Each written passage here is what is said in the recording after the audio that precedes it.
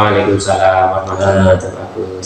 Ini mohon maaf Pak Prayit, saya minta waktunya sebentar, barangkali 10 menit atau 15 menit ke depan.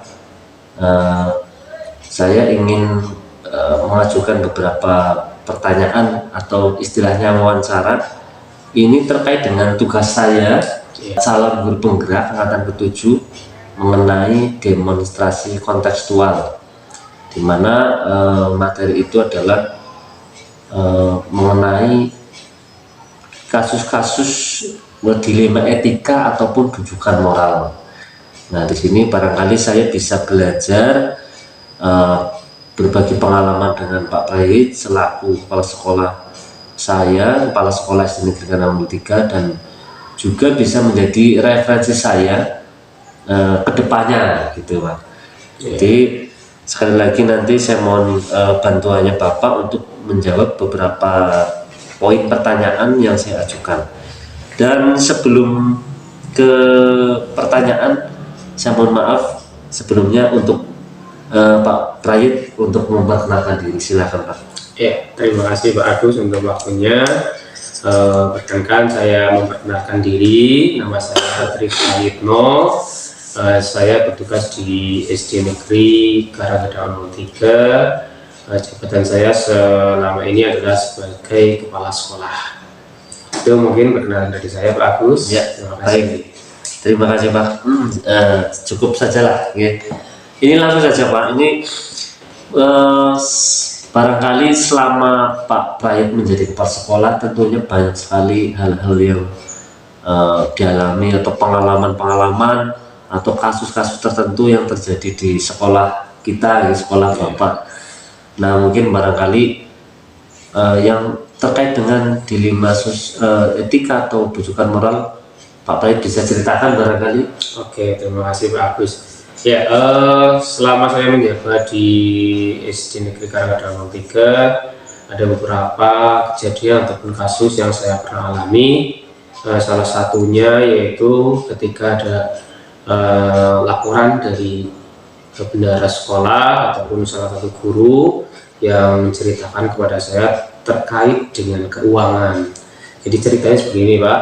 Pada waktu itu guru kami yang selaku bendahara sekolah menyampaikan kepada saya bahwa salah satu guru ataupun wali kelas di sekolah kami itu belum menyetorkan keuangan buku, padahal sudah pada waktunya, sehingga salah satu guru ini atau bendahara ini merasa resah dan akhirnya menceritakan kejadian ini kepada saya dan ingin memberikan pertimbangan bagaimana baiknya kepada untuk guru yang bersangkutan. Nah, di situ akhirnya saya juga harus mencarikan solusi ataupun saya harus mengambil keputusan terkait permasalahan tersebut, itu Pak.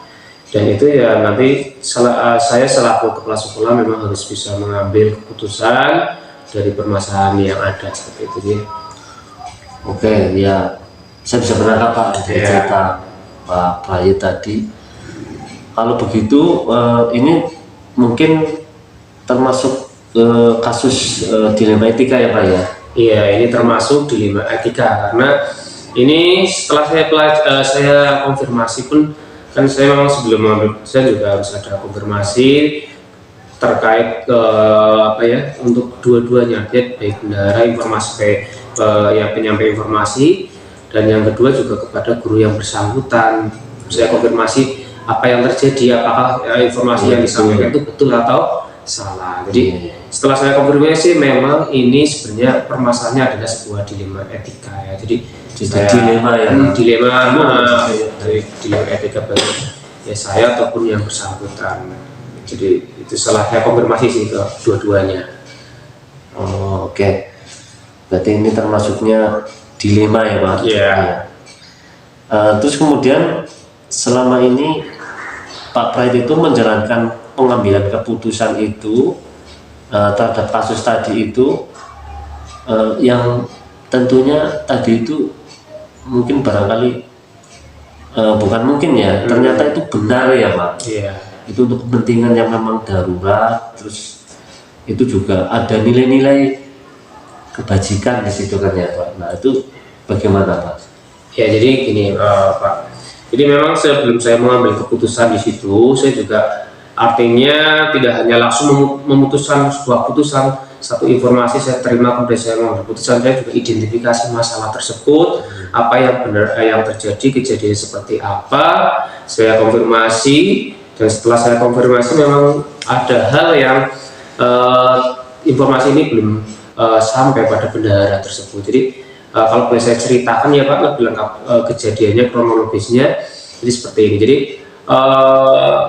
salah satu guru ini memang betul Pak, dia menggunakan uang buku ya, atau buku yang seharusnya disetorkan ke bendahara ini belum disetorkan. Ya, jadi setelah itu saya konfirmasi kenapa belum disetorkan ke bendahara. Nah, ternyata di sini dia mengakui bahwa uang itu digunakan oleh secara pribadi. Nah, saya tanyakan kok bisa seperti itu, digunakan kepentingan pribadi. Nah, kemudian beliaunya baru menyampaikan bahwa ini karena urgent ataupun insiden yang tidak terduga. Jadi pada saat itu anaknya sakit Pak. Jadi anaknya sakit, kemudian harus dioperasi, butuh dana yang tidak sedikit, dan itu pada waktu itu beliaunya tidak memegang uang. Akhirnya dia uang apa yang ada di dia atau yang beliau pegang digunakan dulu untuk membiayai operasi anaknya. Nah, setelah itu justru saya, oh iya ternyata memang ada alasan ya ibu itu untuk menggunakan itu, bukan karena untuk kepentingan yang tidak ada alasannya. Ini juga akhirnya kan dilema juga buat saya, karena saya kasihan juga melihat ibu itu ketika tidak dibayar, maka anaknya kan untuk biaya operasinya tidak akan bisa. Nah, ini akhirnya dia mengambil kesimpulan menggunakan seperti itu. Nah, ini juga saya konfirmasi ya, saya identifikasi masalahnya di awal urutannya seperti itu,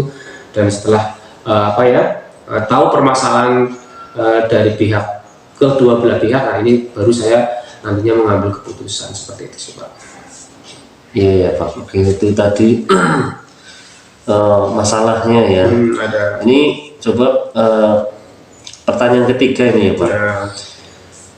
Kalau melihat masalah-masalah tadi, prosedur atau langkah yang Pak Prayit lakukan itu untuk menangani masalah itu tadi, secara intinya saja bagaimana? Ya, kalau saya tadi intinya pertama ya dengan tadi ya, langkah yang pertama ya ada dengan memanggil kedua belah pihak. Jadi saya mengkonfirmasi dari pihak pertama selaku bendahara, kemudian pihak kedua selaku guru yang menggunakan uang tersebut. Setelah kami konfirmasi, kami pertemukan dua-duanya, dan di situ baru diketahui bahwa ada permasalahan yang memang harus diselesaikan. Nah, disinilah dari ketika sudah ada pertemuan seperti ini, baru nanti permasalahannya jelas, akhirnya saya baru bisa menemukan, saya berani mengambil solusi ataupun keputusan yang harus saya ambil untuk kedua belah pihak, sehingga kedua belah ini tidak ada prasangka ataupun masalah-masalah untuk kedepannya seperti itu. Oh iya Pak. Oke Pak. Ini lanjut ke yang pertanyaan keempat Pak. Sebetulnya ini hampir sama ya, tapi saya tanyakan lagi ya Pak. Nggak apa-apa lah ya. Ini yang keempat ini, hal apa yang dianggap Pak Prayit itu efektif dalam mengambil keputusan terhadap masalah tadi yang efektif? Ya, oke Pak. Jadi tadi saya sampaikan di awal bahwa segala sesuatunya harus kita konfirmasi dulu kedua-duanya informasi ini. Setelah itu kita berdialog, kita menyampaikan alasan-alasan agar bisa tahu segala tindakan pasti ada alasannya. Ketika kita tahu, maka kita bisa menyelesaikan masalah ini dengan sifatnya kekeluargaan, dalam artian karena saya yakin seorang guru ataupun itu punya keluarga yang di situ ada masalah-masalah yang belum kita ketahui. Jadi kita berusaha mencari penyelesaian ini secara kekeluargaan, sehingga tidak menimbulkan perselisihan dari kedua belah pihak ataupun ke sekolahan, dampaknya ke sekolah. Iya, betul. Seperti itu sih Pak.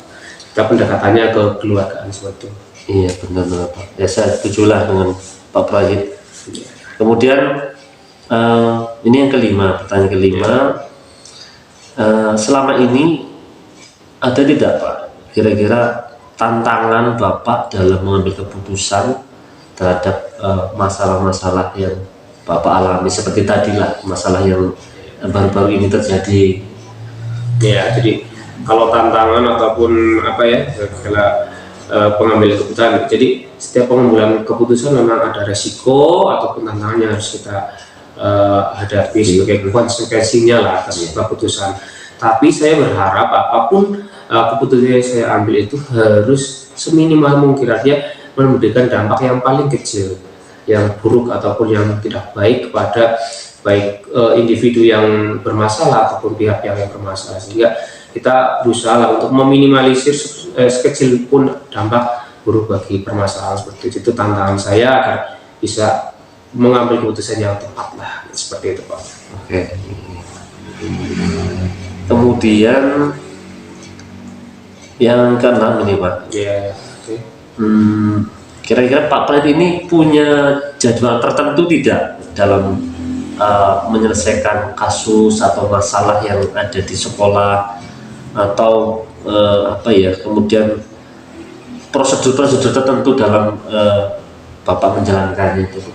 Ya, ya ada sih sebenarnya. Kita dalam kegiatan kita di sekolah tidak hanya ke pembelajaran, kita juga yakin dalam sebuah warga sekolah juga ada permasalahan, sehingga dalam agenda pun kan kita ada seperti kegiatan rutin lah ya. Kita setiap bulan ada rapor, dan di situ kita juga kadang memberikan waktu kepada seluruh warga sekolah ataupun rekan-rekan guru untuk menyampaikan permasalahannya. Jadi di situ juga sebagai wahana ataupun apa ya, tempat untuk kita mencari solusi dari masalah yang ada di sekolah secara bersama-sama dan secara terbuka. Kemudian dalam pengambilan keputusan juga sama Pak, saya tidak bisa mengambil keputusan secara pribadi saya, tapi saya juga butuh pertimbangan dari orang lain ataupun stakeholder yang bersangkutan. Kami ada, mungkin kalau di atas saya ada pengawas ataupun dinas, ataupun kita juga punya mitra kita sekolah yaitu komite sekolah. Maka itu juga sebagai bahan pertimbangan saya untuk pengambilan keputusan yang ada di dalam masalah sekolah kami, seperti itu. Oh, berarti ini sudah terjadi juga yang poin nomor 7 ya Pak. Iya. Mungkin barangkali bisa saya ulangi ya Pak. Iya, boleh. Ini pertanyaannya adalah ada tidak orang-orang di luar sekolah atau faktor-faktor yang selama ini mempermudah Pak Praid dalam mengambil keputusan terhadap masalah-masalah yang iya, betul. Ya ini tadi sebenarnya saya sampaikan ya. Jadi betul sekali. Jadi pengambilan keputusan saya itu tidak serta-merta dari mutlak dari saya. Jadi saya harus punya ataupun melibatkan orang-orang yang berkepentingan ataupun tadi yang disebutkan stakeholder lah ya dengan kita, sehingga keputusan saya itu adalah keputusan yang mempertimbangkan semuanya. Dan di situ tadi saya sampaikan ada pengawas sekolah, kemudian kalau di sini di saya ada korwil, kemudian sampai dengan dinas, itu juga saya sebagai bahan pertimbangan saya dan menjadi arahan bagi kami.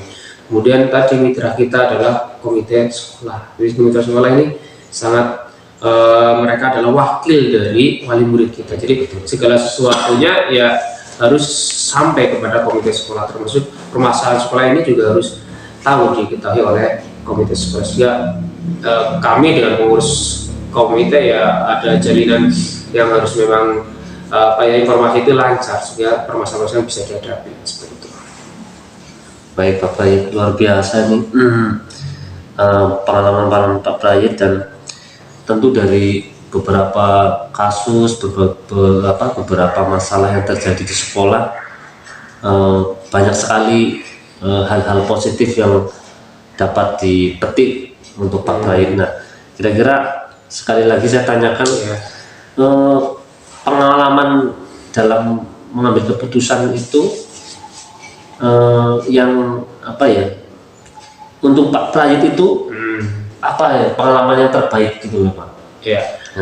Jadi kalau bisa diambil dari hal-hal tadi, masalah tadi, keputusan yang Bapak Praid itu apa? Iya, jadi kalau boleh saya menyimpulkan ya Pak, jadi kita dalam mengambil keputusan ataupun saya pribadi dalam mengambil keputusan artinya selalu berdasarkan atas apa ya, kita sebagai keputusan bersama, jadi tidak keputusan saya pribadi. Jadi saya musyawarah, betul sekali. Kita mengedepankan musyawarah sehingga keputusan ini benar-benar mufakat, jadi kebersamaan. Ini sebagai bentuk kebersamaan, kekeluargaan yang harus saya kedepankan ini. Kemudian yang kedua bahwa setiap orang, setiap individu, guru, warga sekolah semuanya memiliki tanggung jawab, sehingga apapun tanggung jawab yang diberikan kepada kita sebaiknya kita bisa melaksanakan dengan baik. Jadi suatu tanggung jawab ini kalau kita kerjakan dengan baik, maka kepercayaan itu akan semakin baik, artinya kita tidak akan berbenturan dengan orang lain. Kemudian yang selanjutnya yang saya bisa ambil adalah bahwa kita dalam mengambil keputusan sebisa mungkin adalah menguntungkan ataupun tadi musyawarah ya, sehingga mengambil keputusan itu setidaknya meminimalisir masalah. Jadi pasti keputusan kita ada masalah, ada dampaknya, ada konsekuensinya, tapi kita ambil yang paling kecil sehingga tidak berdampak yang lebih besar. Mungkin itu yang saya bisa ambil pelajaran dari beberapa kasus yang ada di sekolah. Jadi seperti itu, Pak. Baik, Pak, ini luar biasa. Saya juga bisa menangkap bahwa intinya pengambilan keputusan atau yang dapat dipetik dari Pak Prayit, pengalaman-pengalaman yang dapat diambil ini intinya itu bermusyawarah dulu, musyawarah dulu, terus juga semuanya tenaga guru, rekan-rekan guru juga punya tanggung jawab gitu kan ya Pak. Dan semua juga harus semua keputusan itu harus ada istilahnya untuk menguntungkan kebersamaan ya Pak ya. Karena mufakat ya harus menghasilkan manfaat bersama lah gitu. Ini luar biasa Pak, saya bisa belajar. Tapi boleh saya tambahkan, jadi kata kunci yang selanjutnya adalah komunikasi. Jadi kita harus ada komunikasi yang lancar antara tadi kalau kita di sekolah ya guru, kepala sekolah, warga sekolah itu harus komunikasi lancar. Nanti kalau seperti tadi kasus tadi kan sebenarnya ada komunikasi yang terputus ya. Ketika kita komunikasinya lancar dan memang ada itu juga itu sebagai salah satu kunci kita dalam pengambilan keputusan. Seperti itu Pak Agus. Iya betul Pak, saya setuju. Itu tadi hanya kurang komunikasi ya. Betul. Oke Pak Prayit, ini saya kira pertanyaan-pertanyaan saya sudah cukup dan luar biasa. Saya bisa banyak belajar dari Pak Prayit. Ini juga sebagai referensi saya, sebagai pengalaman belajar saya terkait dengan pengambilan keputusan yang ada di sekolah. Dan ini mudah-mudahan bermanfaat. Dan sekali lagi saya sampaikan terima kasih banyak Pak Prayit sudah meluangkan waktu, dan mudah-mudahan Pak Prayit selalu diberikan kesehatan sehingga bisa menjalankan tugas-tugas kedinasan dengan baik Pak. Amin. Terima kasih Pak Agus doanya. Saya mohon pamit Pak, ini terima kasih banyak. Sekali lagi mohon maaf saya mengganggu dan terima kasih untuk waktunya. Terima kasih. Alhamdulillah sehat Pak Agus. Harinya gimana Pak? Alhamdulillah sehat Pak Wasim. Ini mohon maaf Pak Wasim, saya minta waktunya sebentar, mungkin sekitar 10 menit atau 15 menit. Ini terkait dengan tugas saya demonstrasi kontekstual calon guru penggerak angkatan 7. Ini saya akan melakukan beberapa pertanyaan kepada Pak Wasim selaku kepala sekolah atau wawancara terkait dengan pengambilan keputusan dilema etika atau kehidupan moral yang tentunya mungkin Pak Wasim sudah mengalami selama menjadi kepala sekolah. Ini sebagai bahan referensi saya dan sebagai pengalaman belajar saya. Jadi nanti Pak Wasim bisa menceritakan kasus-kasus atau peristiwa yang berhubungan dengan nilai-nilai kebajikan yang saling bertentangan, yaitu dilema etika atau yang menjadi dilema. Jadi nanti saya mohon waktunya untuk memberikan beberapa pertanyaan, dan sebelumnya mohon maaf Pak Wasim bisa memperkenalkan diri, profil secara singkat. Silahkan Pak Wasim. Terima kasih Pak Agus. Sebelumnya mudah-mudahan saya nanti bisa membantu apa yang menjadi harapan Pak Agus kaitannya dengan wawancara. Sebelumnya perkenalkan, nama saya Wasim SPD. Saat ini sebagai kepala sekolah di SD Negeri Karanggedang 1. Sidarja, Cilacap. Tahun ini adalah merupakan tahun yang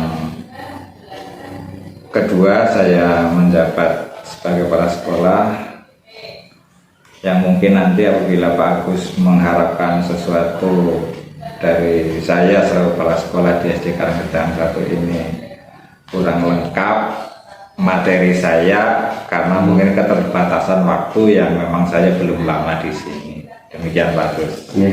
Terima kasih Pak Wasim sudah memperkenalkan diri atau profil beliau secara singkat.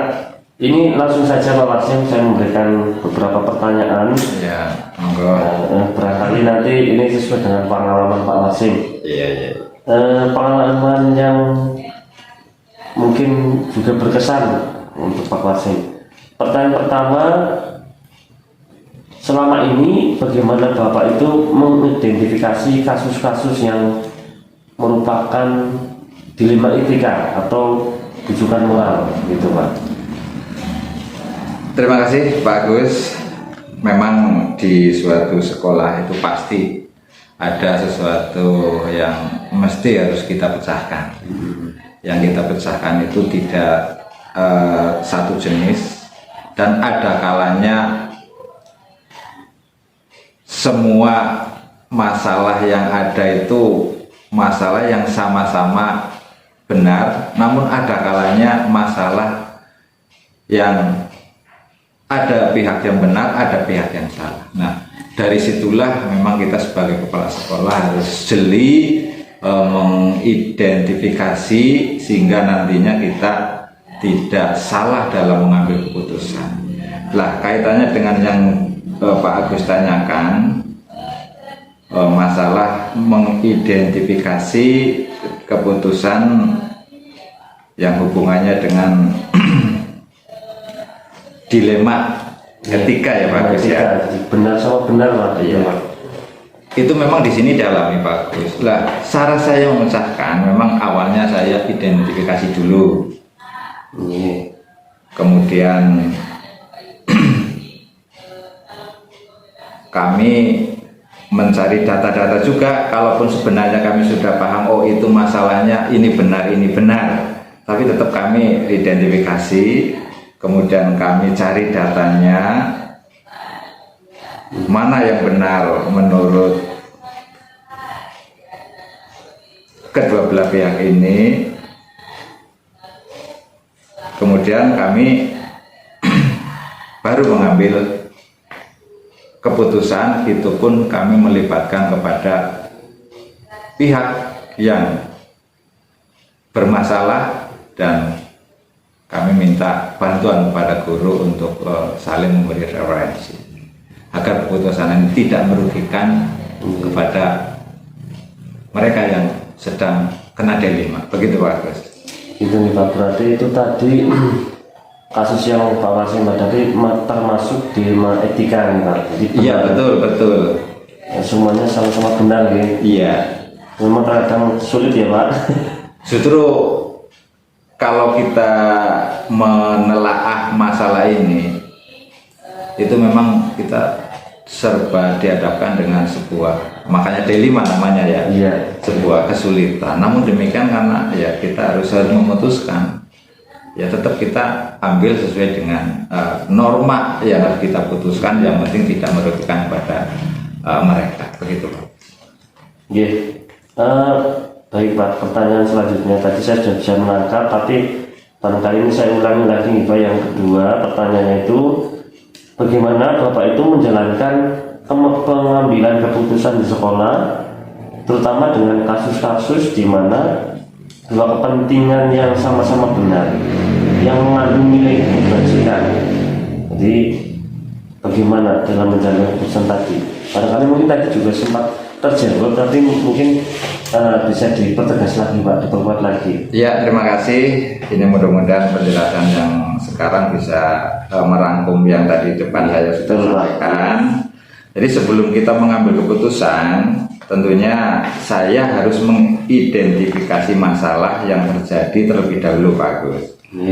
Setelah saya mengidentifikasi, pihak yang terlibat itu siapa saja, kita kumpulkan faktanya sehingga mampu mengambil keputusan yang tepat bagi pihak-pihak yang bermasalah. Nah, dalam pengambilan keputusan ini tentu saja mengutamakan prinsip kekeluargaan dan musyawarah mufakat. Begitu Pak Agus. Ya. Oke Pak, saya bisa menangkap ya. Kemudian langkah-langkah atau prosedur seperti apa yang biasa Pak Wasim lakukan selama ini untuk menangani atau menyelesaikan masalah tadi itu Pak? Kaitannya dengan masalah yang saya hadapi tersebut, langkah yang pertama yang saya ambil adalah dengan memanggil kedua belah pihak yang bermasalah. Lah, untuk dimintai keterangan supaya saya mengetahui di mana letak permasalahan atau inti permasalahan tersebut dan apa pemicunya, serta menemukan bagaimana sih solusi terbaik yang akan diambil atau diputuskan dengan tidak merugikan kedua belah pihak. Oke. Kemudian selanjutnya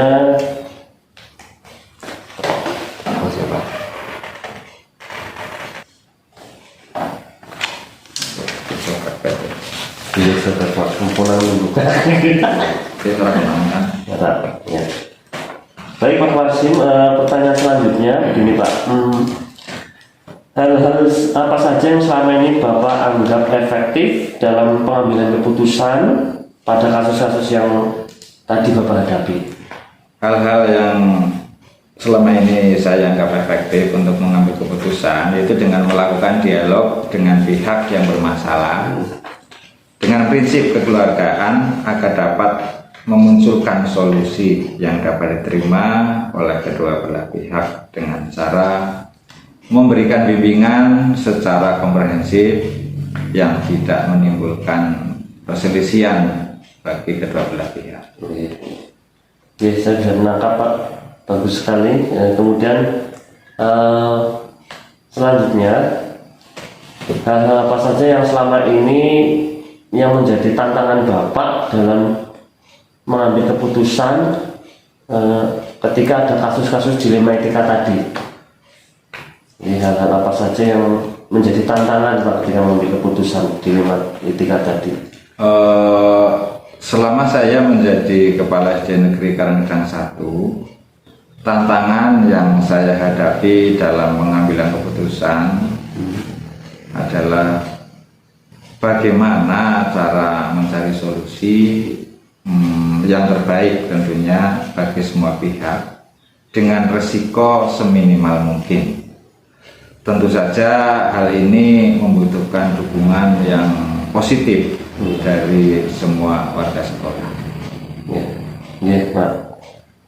Kemudian pertanyaan selanjutnya, apakah Bapak ini memiliki sebuah jadwal tertentu dalam menyelesaikan kasus dilema etika tadi, ataukah Bapak langsung menyelesaikannya di tempat, kemudian bentuk atau prosedur seperti apa yang Bapak jalankan selama ini? Sebagai kepala sekolah, langkah yang tepat untuk menyelesaikan permasalahan yaitu dengan menyelesaikan permasalahan yang ada secara langsung dan diselesaikan di sekolah pada hari itu juga, agar tidak berkepanjangan serta tidak menimbulkan perselisihan yang baru. Nah, dengan melibatkan beberapa pihak terutama Dewan Guru untuk memberikan pertimbangan dan masukan yang baik, serta pengawas, dalam hal ini adalah pengawas sekolah, dan tidak ketinggalan pula komite sekolah, tergantung pada karakter permasalahan yang terjadi. Oke, gitu.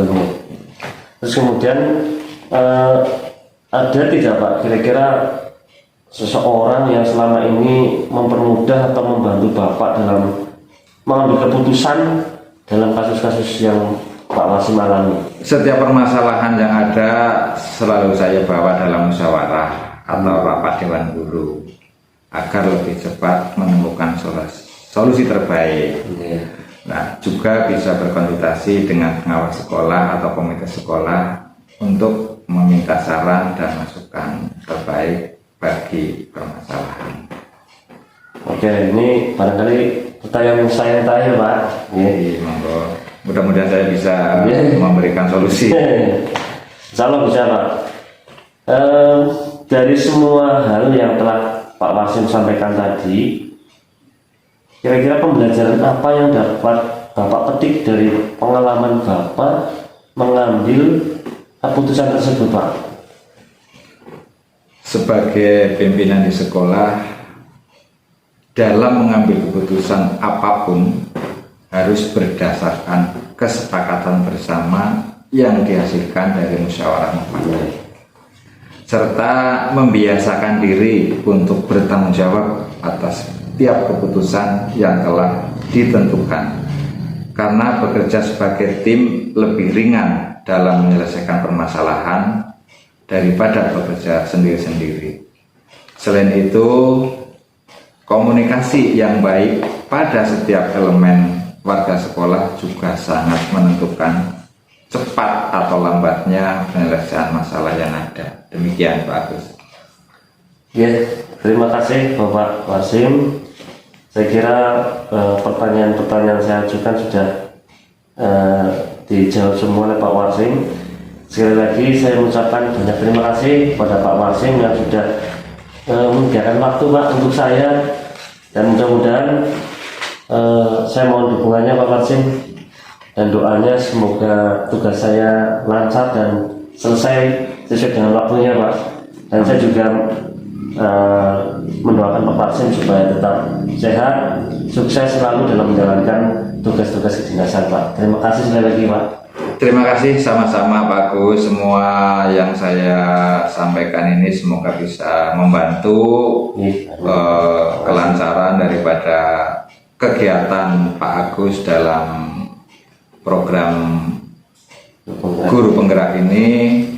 Saya doakan semoga program Pak Agus dalam mengikuti kegiatan ini, pertama diberi kelancaran, Amin. kedua kesehatan, yang ketiga bisa selesai tepat waktu, sehingga nanti kedepannya Pak Agus bisa menginspirasi guru-guru yang lain yang pada saat ini belum ada kesempatan untuk mengikuti kegiatan tersebut. Amin, insyaallah, Pak. Demikian Pak Agus yang bisa saya berikan motivasinya kepada panjenengan. Mudah-mudahan selalu mendapat keberkahan dari Allah Subhanahu wa Ta'ala. Amin. Terima kasih, Pak. Mohon pamit saya. Assalamualaikum warahmatullahi wabarakatuh. Waalaikumsalam warahmatullahi wabarakatuh. Selamat. Terima kasih, Pak.